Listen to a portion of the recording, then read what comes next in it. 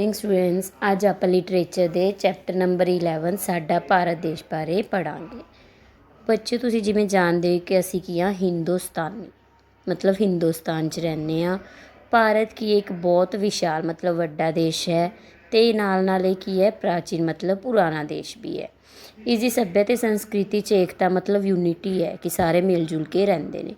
ਕੀ ਤੁਸੀਂ ਜਾਣਦੇ ਹੋ ਭਾਰਤ ਦਾ ਨਾਮ ਭਰਤ ਦੇ ਨਾਮ ਤੋਂ ਪਿਆ, ਰਾਜਾ ਭਰਤ ਦੇ ਨਾਮ ਤੋਂ। ਭਾਰਤ ਨੂੰ ਕੀ ਹੈ, ਬਹੁਤ ਜ਼ਿਆਦਾ ਸਾਰੇ ਨਾਮਾਂ ਨਾਲ ਜਾਣਿਆ ਜਾਂਦਾ ਹੈ, ਜਿਵੇਂ ਆਰਿਆਵਰਤ, ਜੰਬੂਦੀਪ, ਸਿੰਧੂ ਦੇਸ਼, ਹਿੰਦੁਸਤਾਨ, ਇੰਡੀਆ ਵੀ ਕਿਹਾ ਜਾਂਦਾ ਹੈ। ਇਸ ਦੇਸ਼ 'ਚ ਕੀ ਹੈ, ਬਹੁਤ ਸਾਰੇ ਧਰਮਾਂ ਨੂੰ ਮੰਨਣ ਵਾਲੇ ਲੋਕ ਰਹਿੰਦੇ ਨੇ। ਹਿੰਦੂ ਦੀਆਂ ਸੰਖਿਆ ਜ਼ਿਆਦਾ ਹੋਣ ਕਰਕੇ ਇਹਨੂੰ ਹਿੰਦੁਸਤਾਨ ਦਾ ਨਾਮ ਵੀ ਦਿੱਤਾ ਗਿਆ। ਹੁਣ ਆਪਾਂ ਦੱਸਾਂਗੇ ਕਿ ਕਿਹੜੇ ਸਾਈਡ ਕੀ ਹੈ। ਜਿਵੇਂ ਉੱਤਰ 'ਚ ਕਹਿੰਦੇ ਹਿਮਾਲਿਆ ਪਰਬਤ ਹੈ, ਪੂਰਬ ਵਿੱਚ ਮਿਆਂਮਾਰ ਬਰਮਾ ਫੈਲਿਆ ਹੋਇਆ ਹੈ, ਪੱਛਮ ਵਿੱਚ ਪਾਕਿਸਤਾਨ ਅਤੇ ਦੱਖਣ ਵਿੱਚ ਕੀ ਹੈ, ਹਿੰਦ ਮਹਾਸਾਗਰ ਹੈ। ਪੂਰਬ ਵਿੱਚ ਇਹ ਬੰਗਾਲ ਦੀ ਖਾੜੀ ਨਾਲ ਘਿਰਿਆ ਹੋਇਆ ਹੈ, ਤਾਂ ਪੱਛਮ 'ਚ ਕੀ ਹੈ, ਅਰਬ ਸਾਗਰ। ਪੂਰਬ ਵਾਲੀ ਸਾਈਡ ਕੀ ਹੈ, ਬੰਗਾਲ ਦੀ ਖਾੜੀ, ਪੱਛਮ ਵਾਲੀ ਸਾਈਡ ਕੀ ਹੈ, ਅਰਬ ਸਾਗਰ।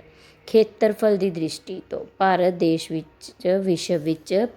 ਦਾ ਵਿਸ਼ਵ ਵਿੱਚ 7ਵਾਂ ਸਥਾਨ ਹੈ।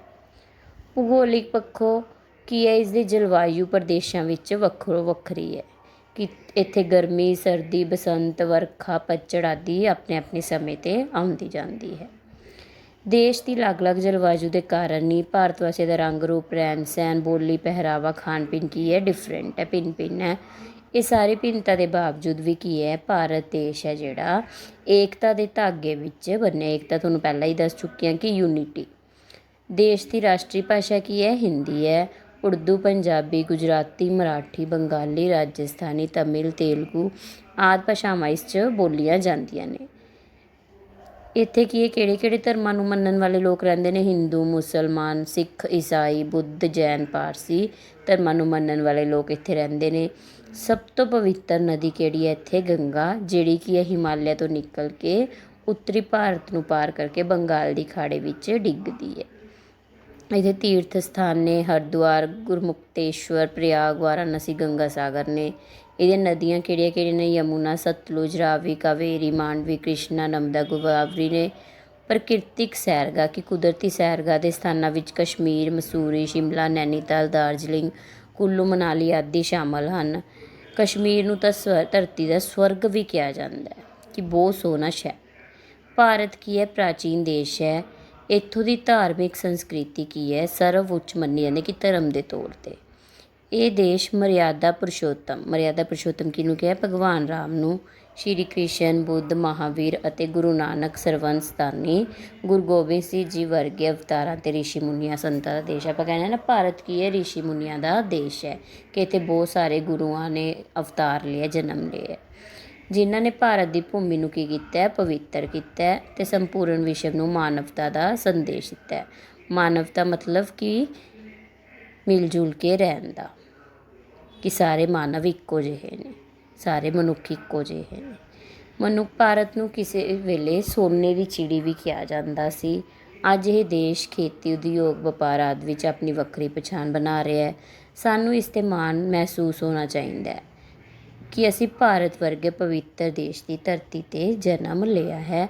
ਅਸੀਂ ਆਪਣੇ ਦੇਸ਼ ਦੀ ਤਰੱਕੀ ਦੀ ਅਰਦਾਸ ਕਰਦੇ ਹਾਂ ਕਿ ਸਾਡਾ ਦੇਸ਼ ਦਿਨ ਦੁੱਗਣੀ ਰਾਤ ਚੌਗੁਣੀ ਤਰੱਕੀ ਕਰੇ। ਬੇਟਾ, ਤੁਹਾਨੂੰ ਸਮਝ ਆ ਗਿਆ ਹੋਊਗਾ। ਆਪਾਂ ਆਪਣੇ ਭਾਰਤ ਦੇਸ਼ ਬਾਰੇ ਪੜ੍ਹਿਆ ਕਿ ਭਾਰਤ ਦੇਸ਼ 'ਚ ਕਿਹੜੇ ਕਿਹੜੇ ਧਰਮਾਂ ਦੇ ਲੋਕ ਰਹਿੰਦੇ ਨੇ, ਕਿਹੜੀਆਂ ਭਾਸ਼ਾਵਾਂ ਬੋਲੀਆਂ ਜਾਂਦੀਆਂ ਨੇ, ਕਿਹੜੀਆਂ ਨਦੀਆਂ ਨੇ, ਕਿਹੜੇ ਤੀਰਥ ਸਥਾਨ ਨੇ, ਕਿੰਨਾ ਕਿੰਨਾ ਨੇ ਅਵਤਾਰ ਜਨਮ ਲਿਆ।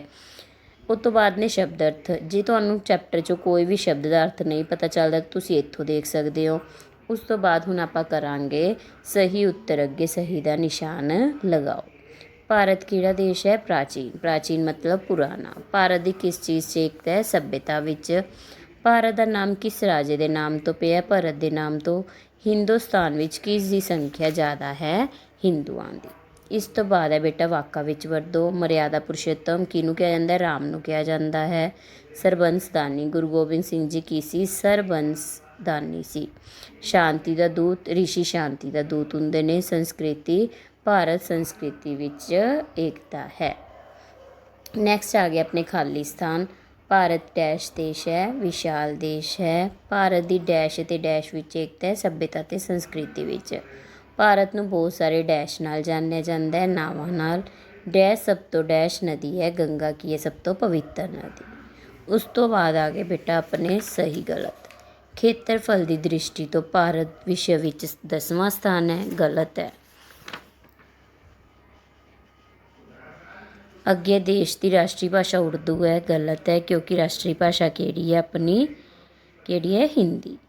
ਉਸ ਤੋਂ ਬਾਅਦ ਆ ਗਿਆ ਆਪਣਾ ਇਸ ਦੇਸ਼ ਦੀ ਸਭ ਤੋਂ ਪਵਿੱਤਰ ਨਦੀ ਗੰਗਾ ਹੈ, ਸਹੀ ਹੈ। ਭਾਰਤ ਨਵਾਂ ਦੇਸ਼ ਹੈ, ਗਲਤ ਹੈ, ਕਿਉਂਕਿ ਪੁਰਾਣਾ ਦੇਸ਼ ਹੈ। ਉਸ ਤੋਂ ਬਾਅਦ ਹੈ ਬਹੁਅਰਥਕ। ਬਹੁਅਰਥਕ ਹੁੰਦੇ ਜਿਵੇਂ ਇੱਕ ਸ਼ਬਦ ਦੇ ਬਹੁਤ ਜ਼ਿਆਦਾ ਅਰਥ ਹੋਣ। ਬਸ, ਖਤਮ, ਬਸ, ਵਹੀਕਲ ਵੀ ਹੁੰਦਾ ਹੈ। ਬੋਲੀ ਕੀ ਹੁੰਦੀ ਹੈ, ਤਾਣਾ ਜਾਂ ਕਵਿਤਾ ਦਾ ਇੱਕ ਰੂਪ ਹੁੰਦੀ ਹੈ। ਬੋਲੀ ਭਾਸ਼ਾ। ਹਲ, ਪ੍ਰਸ਼ਨ ਹੱਲ ਕਰਨਾ। ਹਲ, ਸੰਤ ਜਿਹੜੇ ਖੇਤਾਂ ਵਿੱਚ ਜ਼ਰੂਰਤ ਪੈਂਦੀ ਹੈ ਜਿਨ੍ਹਾਂ ਦੀ। ਕੇਸ ਹੁੰਦਾ ਹੈ ਮੁਕੱਦਮਾ, ਇੱਕ ਕੇਸ ਹੁੰਦਾ ਹੈ ਬਾਲ। ਬੇਟਾ ਅੱਜ ਤੁਹਾਨੂੰ ਸਾਡੇ ਭਾਰਤ ਬਾਰੇ ਜਾਣਕਾਰੀ ਦਿੱਤੀ ਹੈ ਆਪਾਂ। ਸਾਰਾ ਕੁਛ ਆਪਾਂ ਪੜ੍ਹਿਆ, ਆਪਣੇ ਤਿਉਹਾਰਾਂ ਬਾਰੇ, ਰੀਤੀ ਰਿਵਾਜਾਂ ਬਾਰੇ, ਆਪਣੀਆਂ ਨਦੀਆਂ ਬਾਰੇ, ਧਰਮਾਂ ਬਾਰੇ, ਭਾਸ਼ਾਵਾਂ ਬਾਰੇ।